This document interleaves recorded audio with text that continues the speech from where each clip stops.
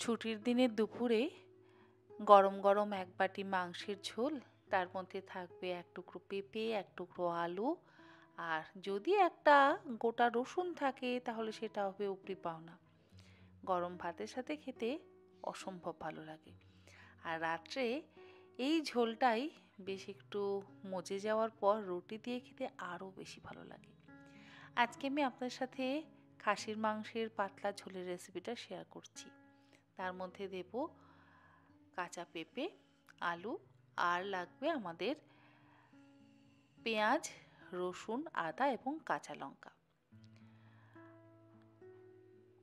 এখানে আমি 1.5 কেজি পরিমাণে মাংস ব্যবহার করেছি, আর খাসির মাংসই ব্যবহার করেছি। আপনারা চাইলে কিন্তু পাঁঠার মাংসেরও অবশ্যই ব্যবহার করতেই পারেন। মাংসটাকে আমি ভালো করে ধুয়ে জল ঝরিয়ে রেখেছিলাম, আর পেঁপে এবং আলু বেশ বড় টুকরো করে কেটে নিয়েছি। গ্রাইন্ডিং জারের মধ্যে নিয়ে নেব একটা মিডিয়াম সাইজের পেঁয়াজ, তার মধ্যে দিচ্ছি 20 কোয়া রসুন, 1/2 ইঞ্চি আদার টুকরো, আর 5-6টা কাঁচা লঙ্কা। জল ছাড়াই আমি এগুলোকে বেটে নিলাম। একদম মসৃণ করে কিন্তু বাটেনি, একটু দানা দানা আছে।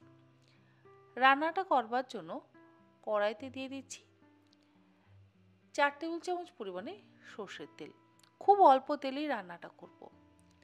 তেল গরম হয়ে যাওয়ার পর বড় টুকরো করে কেটে নেওয়া পেঁপেগুলো দিয়ে দিচ্ছি, আলুগুলো একসাথে দিয়ে দেবো। আলু আর পেঁপের টুকরোগুলো হালকা করে ভাজবো, খুব বেশি কড়া করে ভাজবার কিন্তু প্রয়োজন নেই।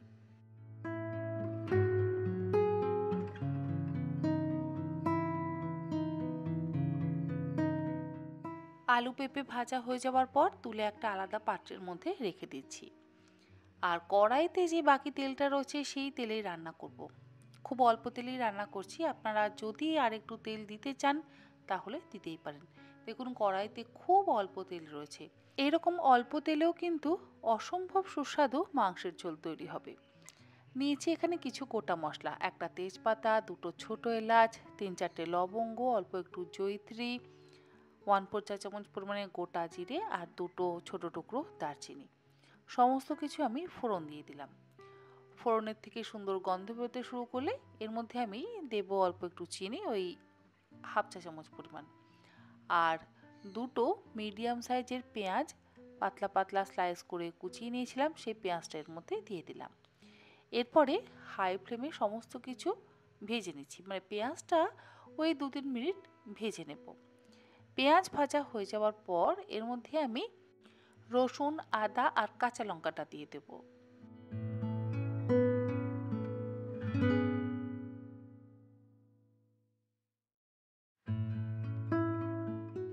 আদা রসুন বাটাটা দেওয়ার পরও লো টু মিডিয়াম ফ্লেমে আমি মিনিট 3-4 সময় ধরে ভেজে নিচ্ছি।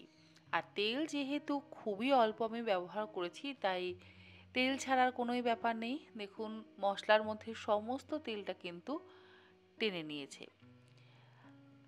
গ্রাইন্ডিং জারের মধ্যে আমি 2 টেবিল চামচ পরিমাণে কাশ্মীরি লঙ্কার গুঁড়ো আর 1/2 চা চামচ পরিমাণে হলুদ গুঁড়ো 1/2 কাপ জলের মধ্যে গুলে নিয়ে এই মশলার মধ্যে দিয়ে দিচ্ছি। মশলাটা যাতে পুড়ে না যায়, মানে পেঁয়াজ, রসুন, আদা, কাঁচা লঙ্কা এই মশলাটা যাতে পুড়ে না যায়, সেই জন্যই আমি জল দিয়ে মশলাটাকে কষিয়ে নিচ্ছি। আর জলের মধ্যে গুঁড়ো মশলাগুলোও মিশিয়ে নিয়েছি, তাতে কি হবে মশলাটা কিন্তু নিচে লেগে যাবে না। স্বাদ অনুসারে লবণ দিয়ে দিলাম। এবারে সমস্ত কিছু দিয়ে আবারও ভালো করে কষিয়ে নেব।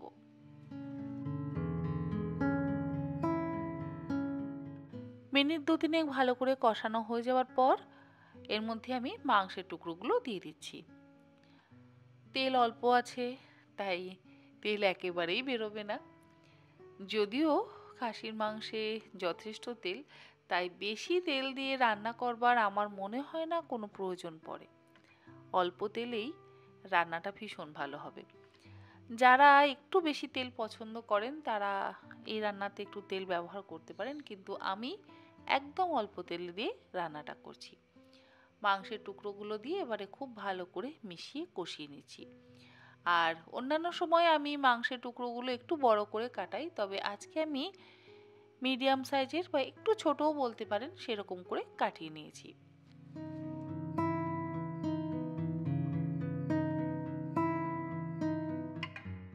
মিনিট 10 সময় ধরে আমি মাংসটা দিয়ে ভালো করে কষিয়ে নিচ্ছি।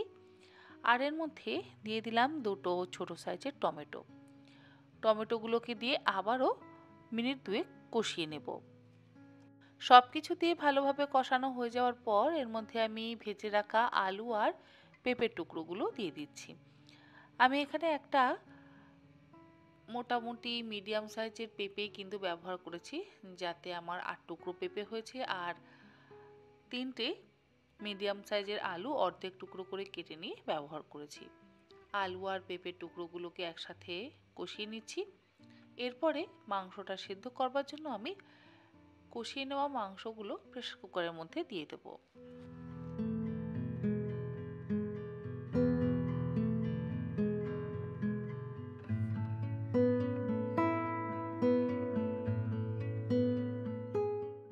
সবটা মাংস, আলু এবং পেঁপের টুকরো প্রেসার কুকারের মধ্যে দেওয়ার পর এর মধ্যে দিয়ে দিলাম 5টা গোটা রসুন। ছোট ছোট সাইজের যেহেতু রসুনগুলো ছিল সেই জন্য আমি 5টা ব্যবহার করেছি। আর এই মাংসের ঝোলে রসুন খেতে ভারী ভালো লাগে, সেই জন্য আমি একটু বেশি পরিমাণে রসুন দিলাম। পরিমাণ মতন গরম জল দিয়ে দিলাম। এবারে আবারও একবার ভালো করে মিশিয়ে নেব। যেহেতু জল ব্যবহার করেছি সেই জন্য আর একটু লবণ দিয়ে দিচ্ছি। চিনি তো আমি ফোড়নেই ব্যবহার করেছি, তাই আর আলাদা করে চিনির ব্যবহার করছি না। আর মাংসের সাথে সাথে কিন্তু আলু এবং পেঁপেও সেদ্ধ হবে, কিন্তু এরকম গোটা গোটাই থাকবে। লবণটা দেওয়ার পর অল্প একটু শাহি গরম মশলার গুঁড়ো দিয়ে দিলাম। এরপরে প্রেসার কুকারের ঢাকনাটাকে বন্ধ করে দিয়ে হাই ফ্লেমে প্রথমে একটা সিটি দিয়ে নেব।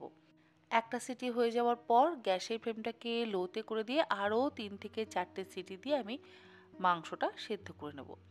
4টে সিটি দিয়ে মাংসটা সেদ্ধ করে নেওয়ার পর গ্যাসের ফ্লেমটাকে বন্ধ করে দিয়ে প্রেসার কুকারের স্টিমটা রিলিজ হয়ে যাওয়ার পর এবার আমি ঢাকাটাকে খুলে নিচ্ছি। দেখুন আলু, পেঁপে সব কিন্তু একদম গোটা গোটা আছে, মাংসও একদম সুন্দরভাবে সেদ্ধ হয়ে গেছে। আমরা সাধারণত ভাবি যে মাংস সেদ্ধ হতে হতে আলু আর পেঁপেও কেন গলে যায় না।